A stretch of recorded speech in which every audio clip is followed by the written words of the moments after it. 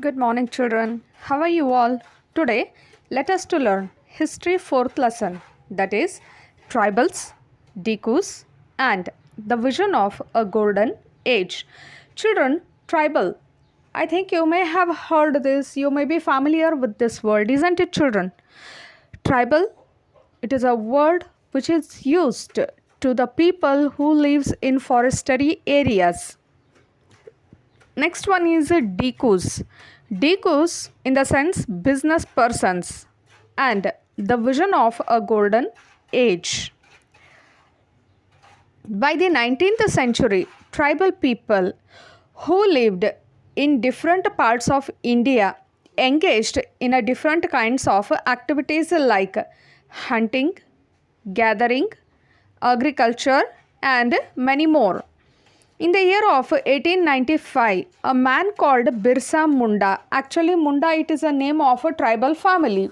He was seen roaming in the forests of villages of Chota Nagpur. Chota Nagpur it is a place which is in Jharkhand and who was believed to have a miraculous powers. Actually he said that he is the son of God and he have come to the earth to set free all the tribals from the bad rule, cruel rule of Dikus. Even he said that, as I just said you, he said that God has sent him to save his people from trouble, free them from slavery of Dikus. He was born in a family of Mundas, but he had followers like the Santals and Oraons. Santals and Oraons, it is to name of a tribal community. How did tribal groups live? Okay, actually we people are living in cities and villages, and in cities and villages we get many works, many jobs through which we can fulfill our needs. But what about those people who live in forestry areas? They too followed some of the practices. They too had some of the works that could fulfill their needs. Now let us to come to know. The first one is some were jham cultivators. Some of the people, tribal people, they practiced jham cultivation, which is also called as a shifting cultivation. Shifting cultivation, a plot of land is cleared by cutting the trees and burning them, and the ash will be mixed in the soil that the soil can convert into fertile. When this is set up, then crops were grown. After harvest, the remaining waste was burnt again and the same ash was mixed in the soil, and the peasant, the shifting cultivator, used to move to the next land. This is called as shifting cultivation or jham cultivation. Some were hunters and gatherers. Tribal groups also practiced hunting animals and gathering forest produce. They ate fruits and roots, extracted cooking oil from sal. Sal, it is a name of a tree, and a mahua. Mahua is a flower. They used many forest shrubs and herbs for medicine. The local weavers and leather workers turned to the Khonds, name of a tribal community, when they needed supply of kusum and palash flower to color their clothes and leather. They exchanged valuable forest products for the goods that they needed. This led to their dependence on traders and moneylenders. Some herded animals. Many tribal groups lived by herding and rearing animals.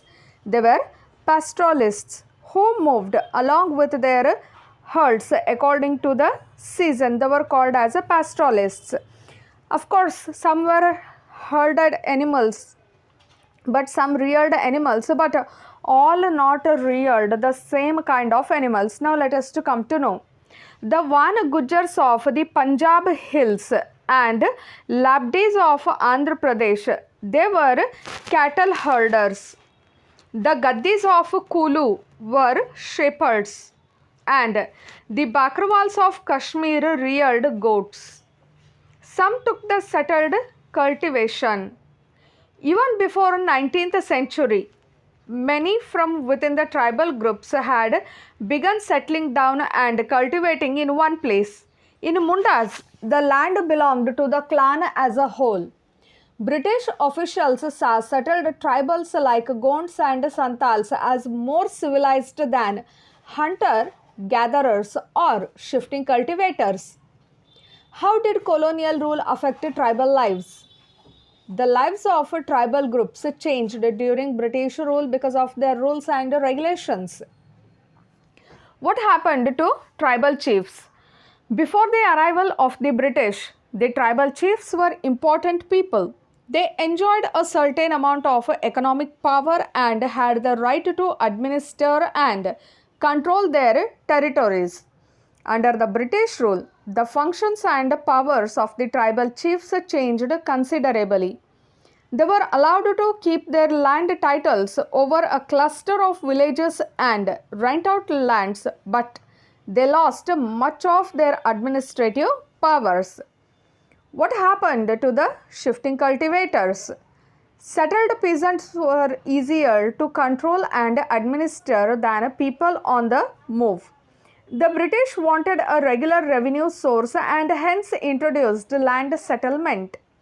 Some peasants were declared landowners and others were declared as tenants. Tenants in the sense they were to pay rent to the landowners who in turn paid revenue to the state.